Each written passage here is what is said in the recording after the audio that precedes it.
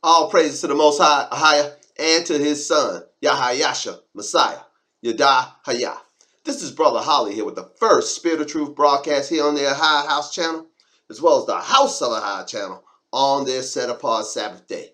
First and foremost, as always, I'd like to give all glory, praise, and honor to the great I am, he who is, was, and is to come, the Almighty One, Yada Haya, and to his holy son, Yahayasha, Messiah, who gave himself for us that we might have life, and that life is in him. Yadahaya. Now, in this first broadcast, brothers and sisters, if I seem a little bit fired up today, it's because I'm so close to retirement, children. I'm starting to sleep in. I really am, and I could not be happier. All praise to the Most High for bringing me to this time in my life. Um, Everything is lining up. I just couldn't be happier, children. So if I seem a little bit more exuberant than normal, it's because just everything is going well. All praises. And I would like to do a special shout out to all our new subscribers. Welcome, welcome, welcome to either High's House or House for High. May you be blessed. May your time amongst us may your way be made prosperous and you have good success while you're amongst us. May you find the content of these channels to be both inspiring and both inspirational and educational. It is my endeavor that you be brought up in your most holy faith, that you may be strong and be a plant of righteousness in the house of Ahai forever. So be it. Aman and Aman. We'll be reading from the Hebrew Yashralite Scriptures, Paleo Edition. Uh, and if you say, what? That is a new Bible that I've just received. Brothers and sisters, you've seen me read from this one before. Upside down. And the cyber attacks begin. You've seen me read from His Word, Hebrew Yashralite Scriptures, 400 Years of Slavery version. Uh, this version is that book, but from a 2024 edition perspective. They've updated a few terms, updated a few uh, verses, as they continuously try to make this copy of the scriptures as good as it can be. This is identical to the 1611 King James Bible. It has all of the apocryphal books in the 1611, all of the canonized scriptures, as well as a few of the uncanonized apocryphal books, some of which I never teach from them because I don't agree with them being inspired, like the Gospel of Thomas and books like that. And it lacks some of the apocryphal books that that I particularly find useful and inspired, like Gad the Seer, the Book of Jasher, the Book of Jubilees. Doesn't have those books. First Enoch doesn't have that. So while it's not, in my opinion, a complete reference, it is a good reference for what we have that contains a sufficient number of books for you to be able to glean the truth. And as you all know, we're on we're weeks away, children, from the beginning of the scribing of the word of Yahweh to the 12 tribes scattered precept version, and that version, which I will be scribing myself, and should be coming out. I don't know when it's going to come out, children. It might take months, might take years to scribe it all. But once it is scribed and edited and published, I will, if Ahai wills that I live to see the end of it, his son Terry and earth remain, I will definitely let everybody in the community know where the book can be found when it does. When it is finalized, I should say, and I'll just be I'm looking more forward to it than you probably are, children, because as a community of believers, we those of us who wear the white and call upon the Most High by His true name, Ahia Ashar Ahia, we don't have a book that's complete with the apocryphal books as well that has the true name of the Most High in it, that has the true name of His Son in it, and has the true priest from a precept perspective, the true rendering of the scriptures from a precept perspective. Because as you know, here at High's House and House of High, we stick with the script, line upon line, precept upon precept, here a little, there a little. That's how we know knowledge. That's how we gain knowledge. That's how we know the truth. All praises. Turn with me to the book of Ecclesiasticus, or the book of Sirach in your Apocrypha. And we're going to start reading in Sirach chapter 12. And we're going to start reading verse 10. Now, some of you who have been in the Hebraic faith for a while, or been reading the Apocryphal books for a while, know exactly what Sirach 12:10 is. It'll be very, very familiar to your ear in a moment. But this particular broadcast, children, is long overdue, in my opinion. For we're given instructions, especially in the book of Sirach and Wisdom of Solomon, that are just not found in the Old Testament and New Testament scriptures. Now, the thought being communicated in the book of Sirach and Wisdom of Solomon is found, and even some quotes or direct quotes are found in the Old Testament or in the New Testament, to be more precise, from Wisdom of Solomon in the book of Sirach. But a lot of the concepts that are just instructions for our people are not found there. I don't know if they've been watered out over the years from the New Testament books, or there are New Testament books that they didn't canonize because they were too Hebrew for them. I don't know. But suffice it to say, what we have in existence today do not bring forth a lot of these concepts and precepts found in Sirach and Wisdom of Solomon. They just don't. And also in the edition of Ruth, the Hebrew version. And what we're going to talk about here today from Sirach is how to think about your enemy. And your enemy is found in two places. Amongst your own people. And we're told to love our enemy. Especially not to make an enemy or begrudge our own people. But your enemy is also found in the people who are not your people. And this is the enemy, the people who are not your people, enemies. These are the enemies that the Most High, through his holy prophet here, is trying to make you aware of and how to deal with them. All praises. Let's go. Sirach chapter 12, verse 10.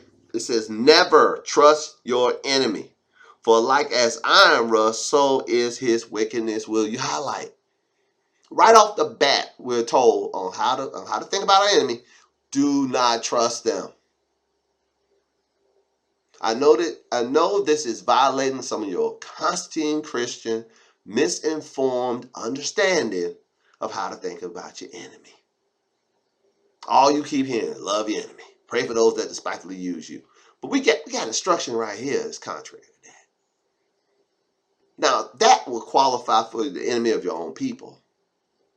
But what about these other enemies? There are enemies within the household of faith, and there are enemies outside of it. This is talking about the outsiders. Never trust them. If they're not of your own people, we're going to see when we keep reading through, not only through chapter 12, but into chapter 13, it's talking about your own people. We're talking about other people, rather. The enemy of the other people. How to treat them and how to be wary of them. Matter of fact, the title of this presentation may be "Beware of Your Enemy." Beware of your enemy. I'll read it again. Sirach 12 and 10. "Never trust thy enemy. For like as iron rust, so is his wickedness. Though he humble himself and go crouching." How you doing? "Yet take good heed and beware of him. For you shall be unto him as if you had wiped a looking glass, and you shall know that his rust have not been altogether wiped away." So it says, as his rust, so is his wickedness. So his wickedness is still there. If you beware of him, if you take his humble appearance, and if you take that with a grain of salt, when you're dealing with your enemy, the enemy outside of your own people, the enemy that don't look like you, that enemy, I dare say almost everybody who don't look like you can be considered your enemy. So if you look like Brother Holly, then I can't apply this to you. But if you don't look like Brother Holly, I'm probably applying this to you. Until I know better, I'm going to treat you as an enemy. Just to be safe. It says beware. I'll read it again.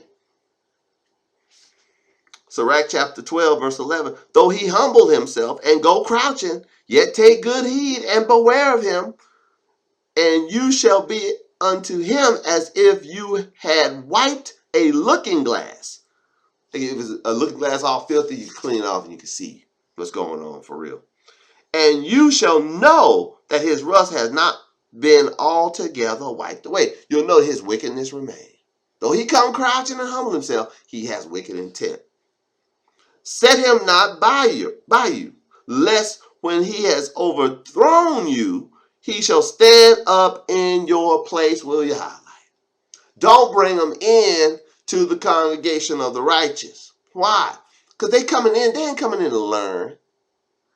You know, if you are in these Hebrew streets with a ministry, even these ministries, the house, have been attacked. I say attack because that's what it was, an attack of an enemy posing as someone who was curious. Well, I just want to find out. No, you're trying to come in and privately spy out our liberty, which we have in Yahweh Messiah. Just like the Apostle Paul said you would. Just like Sirach saying you would here too. Set him not by you. Sirach 12:12. Set him not by you, lest when he have overthrown you, he stand up in your place. You see somebody else on these channels, got in, found out this, that, and the other about me, and then tore me down so they could stand in my place. Neither let him sit at your right hand, lest he seek to take your seat. Come on, child. These people ain't your friend. They want your position. If the Most High has exalted you, giving you a position, if you've succeeded in life, they don't want you to enjoy that. They want to find out how you did it so they can take it from you.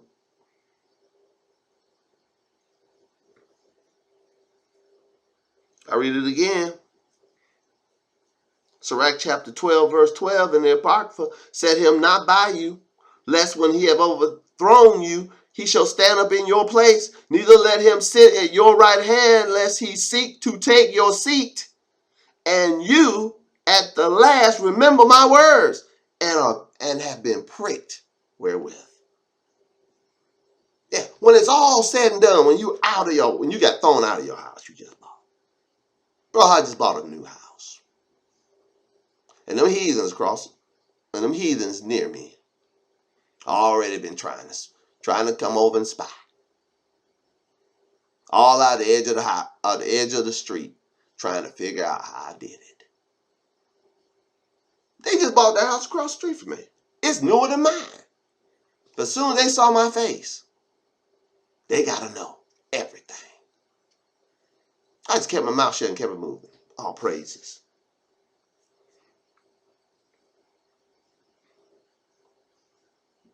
Verse 13, Sirach 12:13. Who will pity a charmer that is bitten with a serpent, or any such as come nigh wild beasts? Who gonna pity a charmer that got bit when he was trying to charm a snake? Or someone dealing with some wild animals get tore up? I ain't gonna pity you. You shouldn't have been messing with a wild bear. What's wrong with you? You shouldn't have been out there trying to pet a python or pet a rattlesnake. What's wrong with you? I'm not going to pity you if you just, oh, no, bro, Holly, you don't understand. Them people loves us. I ain't going to pity you when they take everything you got. I'm telling you today, those people are out to take what you got. And I'm not telling you this. I'm reading it to you. from someone who the spirit of a high moved upon to write it for you. So let this sink in. Sirach chapter 12, verse 13. Who will pity a charmer that is bitten with a serpent? Nobody. Or any such as come nigh wild beasts. So one that goes to a sinner and is defiled with him in his sins, who will pity? I won't.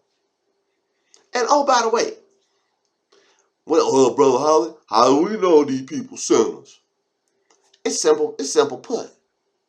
Is it? I'll give you a simple example. Is it sin or not sin to break the Sabbath? I'll wait. Is it sin or not sin to break the Sabbath? To not keep Sabbath day holy?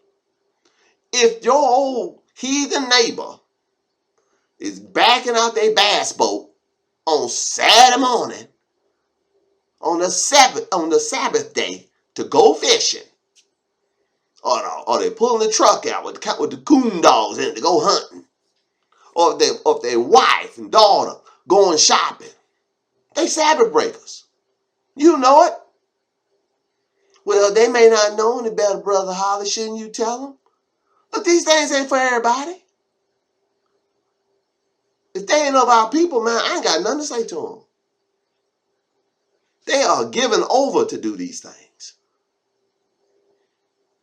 You can go back and look at past broadcasts when I read from the book of Jubilees, which we'll be talking about in the second broadcast, Most High willing. I read you from the book of Jubilees. Most High set wicked spirits over all these nations, but over us, he's our only king. And these wicked spirits that over these people of the other nations is to lead them away from him. And they're being counseled by wicked spirits to go break Sabbath because it was never given to them to keep. Wow. So they're a sinner. I'll read it again. So note, this is Sirach chapter 12, verse 14. So one that goeth to a sinner and is defiled with him in his sins, or you go fishing with the sinner on the Sabbath under the guise of friendship evangelism. See, don't be bringing none of that bullarchy from Constantine Christianity over in these Hebrew streets, man. You can miss me with that. Okay? I'm reading to you now how you're supposed to deal with these people. Keep them way off you. Keep them off you. Don't trust them. Know they is trying to take what you got. And we're going to read down here, man. They're going to call law on you and get you thrown in the hoop scout. We're going to read it. Yeah, it's right here. Black and white. And then you will see that the truthfulness of all this when you deal with these people. And you go buy a house in one of their neighborhoods, see how they treat you. Oh, the first thing they're going to do is they're going to ignore you. Then they're going to try to see how you did it. And then they're going to start calling the law on you. Left, right, and then up the middle. Every day. You back out your driveway the wrong direction. They call police. And if you misinformed enough, I almost said stupid. If you're misinformed enough to get involved in the HOA, they'll be all on the HOA's neck about the length of your grass or the color of your mailbox until they find you out of there. So children of Jacob, don't be getting in these homeowner associations. Buy your house. I don't care if it's on the outskirts of town, cross the railroad tracks. They ain't got no HOA. And you'll be happier. All praises. That's just a little tidbit from Brother Holly. Sirach chapter 12, verse 14. So one that goeth to a sinner and is defiled with him in his sins, who will pity? For verse 15, for a while he will abide with you. But if you begin to fall, he will not tarry. Oh, as long as you rolling, he right by your side. Oh, that's my old heathen buddy, Jonathan. Or Bartholomew, or whatever his name is. He a good old boy. Yeah, let you get in some trouble. He ain't nowhere to be seen. For a while, he'll tear it with you. As long as you're rolling. Mm-hmm. But you're not going to be rolling for long if you don't follow these instructions, children. if you get into a position where you start trusting him, befriending him, doing stuff with him, partaking of his sin with him, Most High gonna withdraw his hand from you, and the blessing gonna be gone with it. And old Bartholomew, you thought would never leave your side. Y'all sit around porch and drink beer together. He's of another people. He got a different spirit, child. There's a wicked spirit over him and his family. Over you got the Most High Spirit dwelling with you. You're not the same. Don't let them put you in a pile with them. You're not the same. We're supposed to not be of this. We're in this world, but not of this world.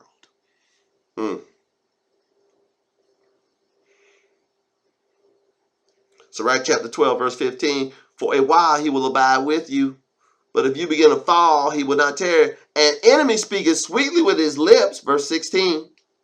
But in his heart he imagined how to throw thee into a pit. Will you highlight? He speaks sweet with his lips. She speaks sweet with her lips. But in their heart, they think about how to overthrow you, how to get you in a pit. He will weep with his eyes. But if he find opportunity, he will not be satisfied with blood. Hey, he gonna destroy you if he get opportunity.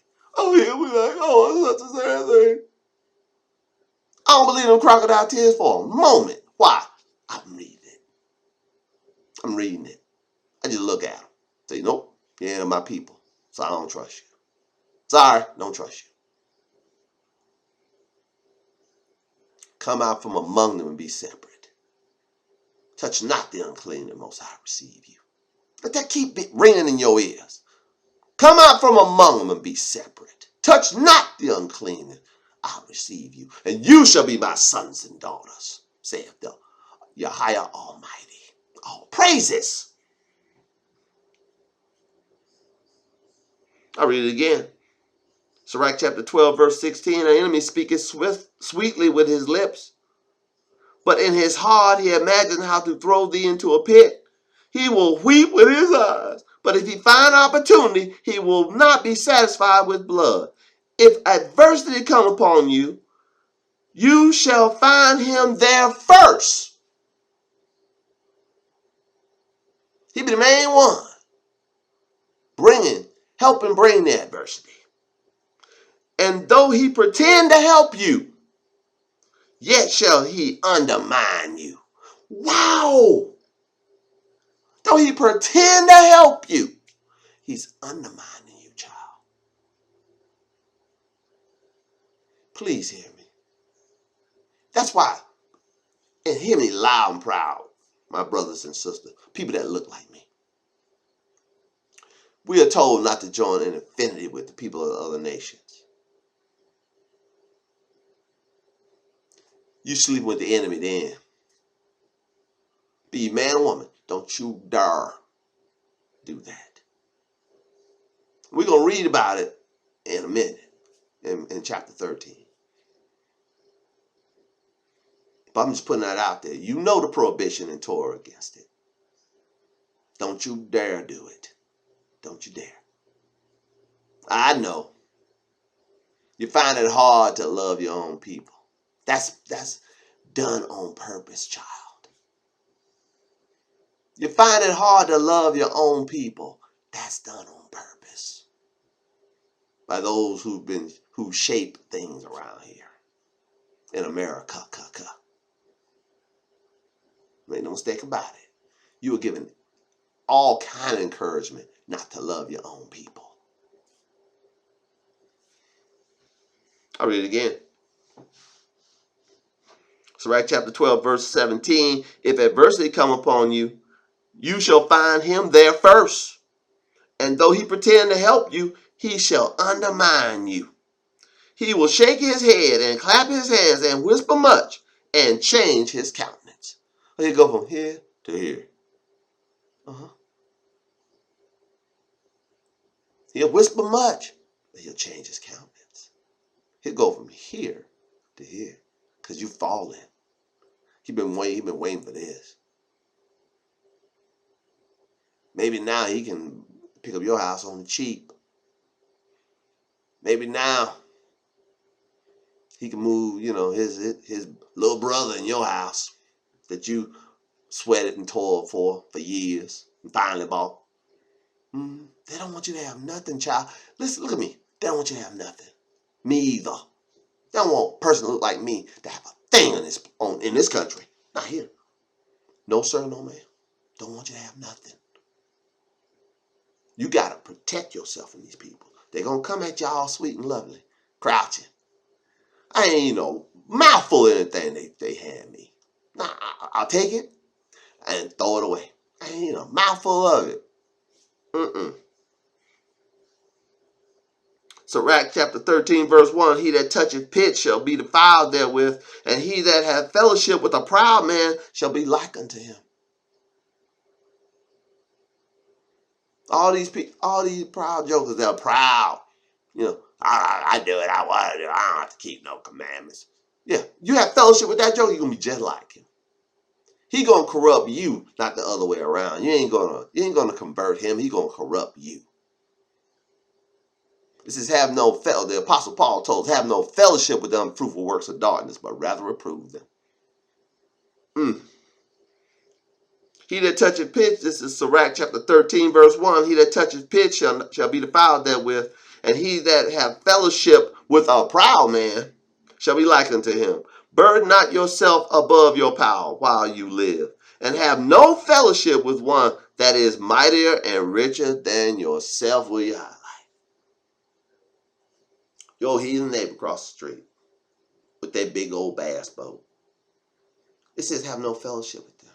If you ain't got no bass boat, if you ain't richer or mightier than them, don't have no fellowship with them. Don't have no fellowship with them. Hey, Brother Holly, you want to go fishing in my new bass boat? Nah, bro, I'm okay. I just fish off the bank with my cane boat. Oh, man, come on. Nah, it's okay. I'm good. Burden not thyself above thy power while you live. Don't be envious of others. And have no fellowship with one that is mightier and richer than yourself. For how agree a kettle with an earthen pot together? Did not the Apostle Paul say, what fellowship have light with darkness? What fellowship have him that believe with an infidel? And just because these infidels are prospering in this world, just because these Christmas tree putter-uppers, these Satan Clausers, got a little cash money, don't mean they righteous. Nowhere near. They got lights on their houses because their heart dark. Preach.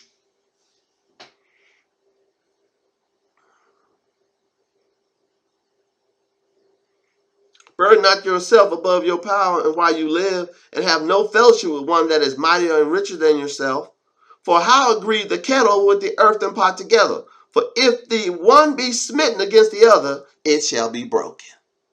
If you the earthen pot and there's a cast iron kettle, if they're mightier and richer than you, you hit them together, you break, not them. The rich man have done wrong, and yet he threatened withal. The poor man is wronged, has something done wrong to him, and he must entreat also. This is Sirach chapter 13, verse 3. Verse 4. If you be for his profit, he will use you. This is the rich man. If you be for his profit, he will use you. But if you have nothing, he will forsake you. It ain't nothing to do with you. If they repossessing your car, house, and everything, he ain't gonna walk across the street and write you no check. He ain't doing that. You ain't got nothing. If you had something, he'd be trying to use you. Trying to trick you out of it. Get some of what you got.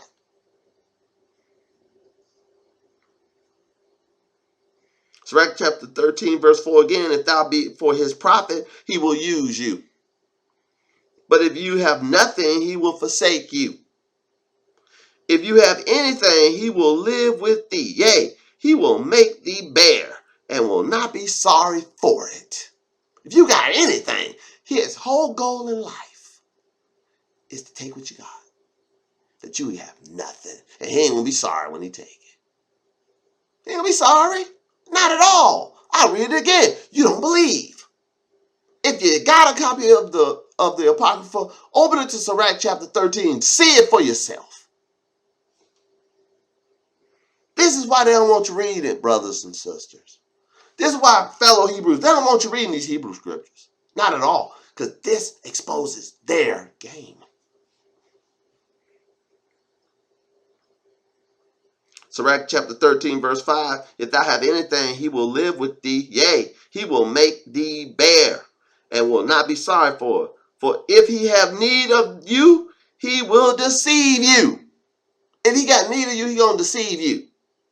And smile upon you. And put you in hope. He will speak with you fair and say, what do you want? What wanteth thou? Or what do you want? Yeah. Yeah, if he can use you, yeah.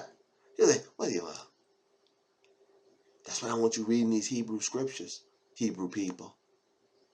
People that look like me. They don't want you reading this. They won't be able to pull the wool over your eyes after this. I'll read it again. Sirach chapter 13, verse 5. If you have anything, he will live with you. Yea, he will make you bear and will not be sorry for it. Verse 6. If he have need of you, he will deceive you and smile upon you and put you in hope. He will speak you fair and say, what do you want? He will shame, verse 7, and he will shame you by his meats until he have drawn you dry twice or thrice, until he just emptied you, empty your pockets. And at the last, he will laugh you to scorn. Afterward, when he seeth you, he will forsake you and shake his head at you. Oh yeah, he'll invite you over to eat and defile you with his meat. Oh, he'll be over there. He'll be over there cooking pork. He'll invite you to the seafood, to his seafood mucklock or whatever they call it. With all the snow crab you can eat. Lobster tail. Piles of shrimp. Anything to defile you. Catfish by the bucket load to defile you. He know you a Hebrew. He know you ain't supposed to eat it. He'll talk about how good it was. Tempt you with it. I read it again.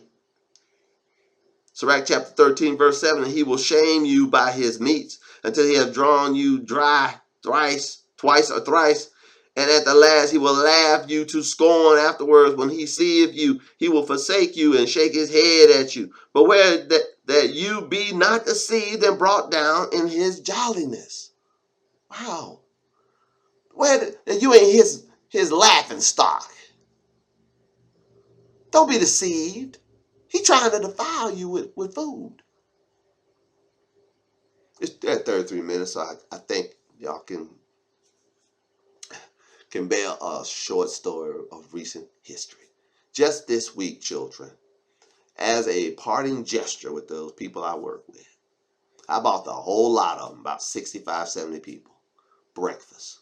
I had Waffle House cater a breakfast in our facility for everybody in the organization. I'm leaving next week. Next week, my last week. Working for the federal government as a civilian. I'm leaving, so I bought everybody breakfast as a parting gesture. But since I paid for it, I pronounced to the organizers, I gave them the money, I said no pork on the fork. Not one piece of bacon, not one piece of pork sausage, none of it. If it ain't turkey, if it ain't chicken, if it ain't beef, they'll eat eggs and waffles. And you couldn't substitute. Waffle House apology, you can't substitute. You got to have bacon or nothing. Wow. So I had nothing. Do you not know some of the people went out and got bacon for themselves and for others? I had one when they heard me make the proclamation, no pork on the fork, told my organizers, "Oh, don't worry about it. I'll give y'all some money to buy some bacon." Are you that big? You that is that important to you to get to file some Hebrews? Cause I got my own people. I got our own people to be my organizers for this event. I knew I could tell my own people no pork on the fork, and they would get it. But these heathens and heathen sympathizers wanted to file everybody. I didn't see no bacon. Maybe they kept it hid from me. Maybe they did. But I didn't see none. But they were planning to do it. Right here in the book of Sirach, chapter 13. Let's read it again. Chapter 13, verse 7. And when he will shame you by his meats, until he have drawn thee dry twice or thrice. And at the last he will laugh you to scorn afterward. When he seeth you, he will forsake you and shake his head at you. Beware that you be not deceived and brought down in his jolly. If you be invited of a mighty man, withdraw yourself, and so much the more will he invite you.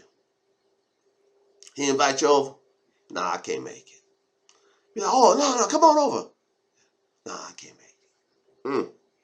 Press thou not unto him. Verse 10, Sirach 13:10. Press not you unto him, lest you be put back. Stand not far off, lest you be forgotten. Affect not to be made equal with him in talk, and believe not his many words. For with much communication he will tempt you, and smiling upon you, he will get out your secrets. That's why he's talking to you to begin with. He's trying to figure out how you did it. How you get in this neighborhood? I paid blah, blah, blah, my house. How much you pay for your house? None of you. Cost me none of you. None of your doggone business. That's how much I paid. None of you. Look it up in its public record. You got the address. Look it up. What are you talking to me for? Well, I don't see how, what you can't see that a man look like me could live in a house like this? Is that what you can't see? Of course it is. See, I have the upper ground, child. I got the book. I got the Hebrew scriptures, child. And you got the Hebrew scriptures, child. We got the upper hand in this event. We already got this game plan. It's written for us thousands of years ago. All we got to do is read it and apply it. Let's keep reading. Sirach chapter 13, verse 11. Affect not to be made equal unto him in talk, and believe not his many words, for with much communication he will tempt you, and smiling upon you he will get out your secrets. But cruelly, verse 12, he will lay up your words, and will not spare to do you hurt, and to put you in prison. That's what it says. How many brothers, sisters have been locked up by these people under false pretense? Not just recently, but historically. In where we at in America. How many? 100,000? Half a mil? I don't know. Oh yeah, they all buddy with you until they know how you did what you did. And then they use your words against you to get you thrown in the hoosegow. They'll lie straight to them. Do you not know that they're going to believe them over you? Of course they are.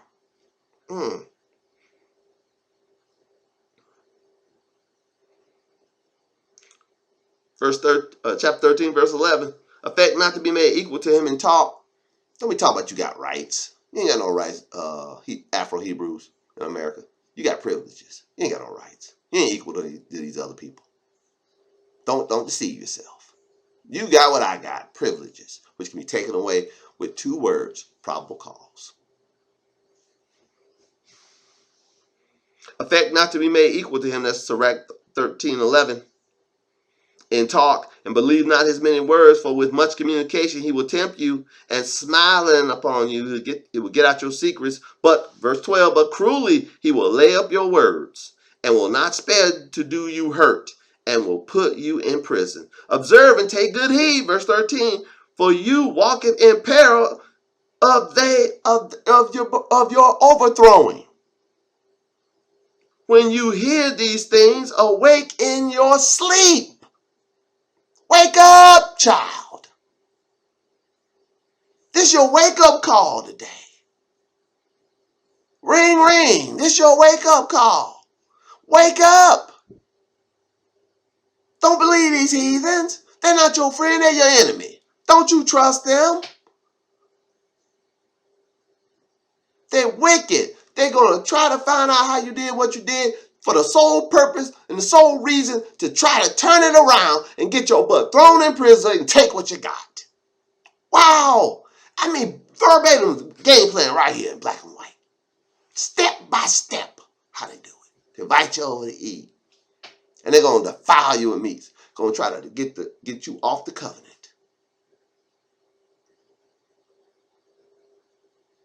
Well, you're among friends here. No, you're not. Stop. Sirach 13:13. Observe and take good heed, for you walketh in peril of your overthrowing. Look, you, me, all of us. We're walking in jeopardy of being overthrown. You got to walk circumspectly, not as fools, but as wise, redeeming the time because the days are evil. The Apostle Paul told you that.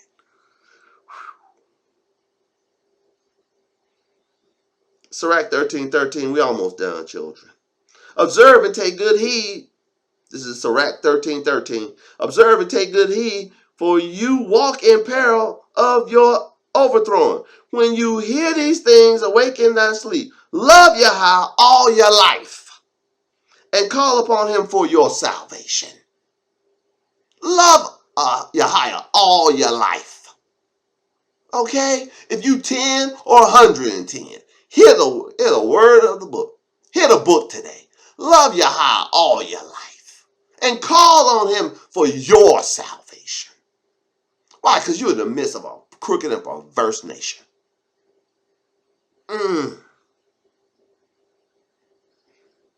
Sirach chapter 13, verse 14. Love Yahweh all your life, and call upon him for your salvation. Every beast loves his kind.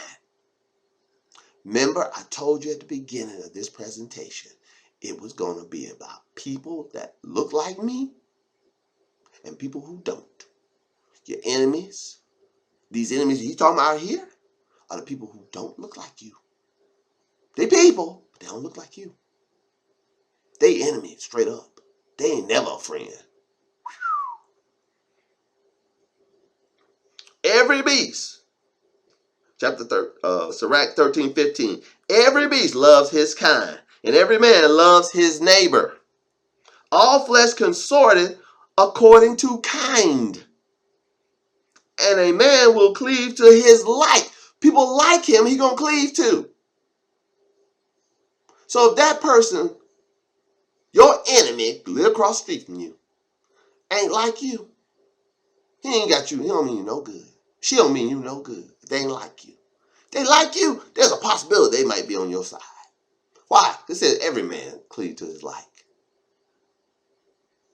I was so happy when I seen some people that look like me on my new street. I was so happy. I was like, whew, I might be all right. But all around me, people don't look like me. Wow. So I'm reading this. This is not just for you, this is for me. Sirach chapter 13, verse 15. Every beast loves his like, and every man loves his neighbor. All flesh consorteth according to kind. Everything. Bluegills swim with bluegills. Bluegills don't swim with shell crackers. Shell crackers don't swim with long-eared sunfish. No, shell crackers stay with shell crackers. Bluegills stay with bluegills, and long-eared sunfish stay with long-eared sunfish. And warmouth stay with warmouth. Now, you don't know what I'm talking about. I'm describing a group of fish that is effectively known in the South as brim. Even brim don't mix together. The only place they mix together is in your cooler, on your plate. But when they're in their natural habitat, they stick together. You need to figure it out. Be smarter than a freaking fish. You gotta be smarter than a dumb fish that'll bite your hook. Don't be biting the hook of these heathens. They're gonna put some bait out there in front of you. They may put their daughter out there in front of you. You got enough money, brother. They might walk across the street and flirt with you if you're pretty enough, sister. That's just bait. They're just trying to figure out how you got it so they can take it from you. Sirach 13:15. Again, every beast loves his like, and every man loves his neighbor. All flesh consorteth according to kind, and a man will cleave to his like. What fellowship hath the wolf with the lamb? None. That's the answer. Wolves hang with wolves. Lambs hang with sheep. Sheep don't mix with wolves. No, the wolves try to eat them. So the sinner with the godly. What fellowship have the wolf with the lamb? So the sinner, wolf, with the godly sheep. Them old commandment breakers across the street from me, next door to you and me. Them commandment breakers with lights on their house because they hard dog. With them Xmas trees up. Them sinners with their idol in there, with their idol hanging there. Jeremiah chapter 10, read it for yourself. Start at verse 1. Them heathens, them sinners.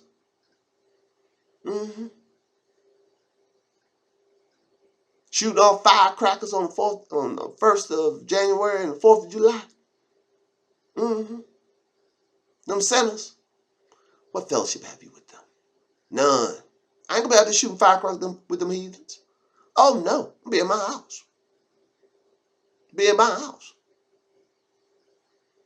I ain't have no fellowship with them. What fellowship has the wolf with the lamb? I asked the question. It's being asked right here in the scriptures. Sirach 13:17. What fellowship has the wolf with the lamb, so the sinner with the godly? What agreement is there between the hyena and a dog?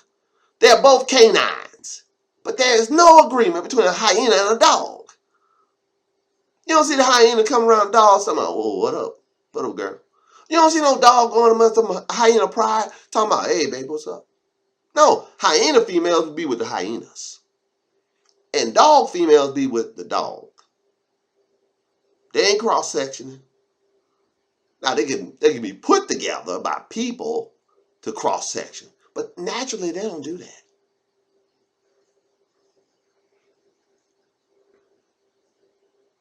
Sirach 13:18. What agreement is there between the hyena and a dog? And what peace between the rich and the poor? Ain't none. As a wild ass is the lion's prey in the wilderness, so the rich eat up the poor. Out in the jungle, a lion will go after a wild ass, after a zebra, for prey. So is the rich with the poor. If you barely qualify for the loan at your house, and some rich person with this is one of their investment properties, this their summer home across the street, they look at your house as an opportunity to expand their real estate empire. They don't give a rat's behind, especially if you don't look like them. Verse 20, as the proud hate humility, so doth the rich abhor the poor. One thing rich people hate are poor people.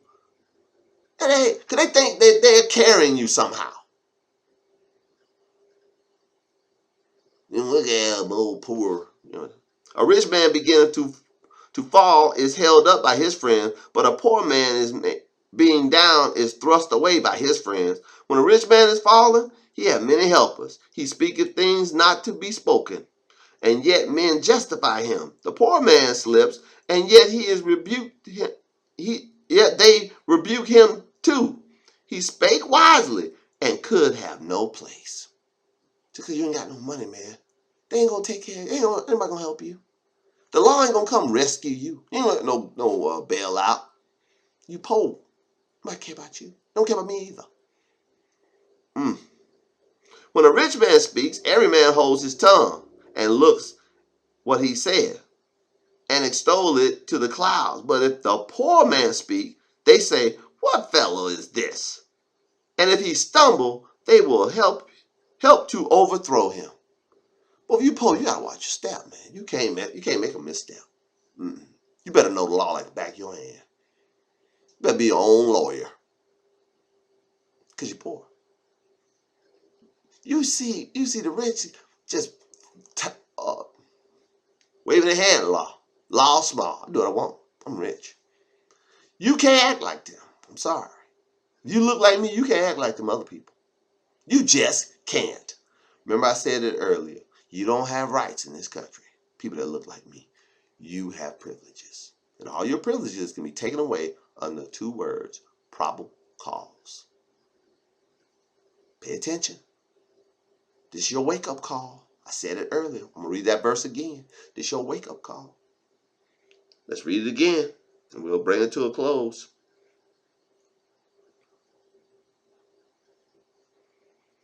Sirach chapter 13, verse 13. Observe and take good heed. Pay attention. Look here. Take good heed. Pay attention and follow. For you walk in peril of your overthrowing. When you hear these things, everything we talked about today, when you hear these things, awake in your sleep. Love Yahweh all your life and call upon him for your salvation. We are in peril, child. We walk in peril every day. Our life, our very freedom and life hang in jeopardy every day. For as long as we're here in America, know who your enemy is and avoid them. All praises to the Most High, Ahia, and to his son, Yahayasha, Messiah. Yada. Hiya.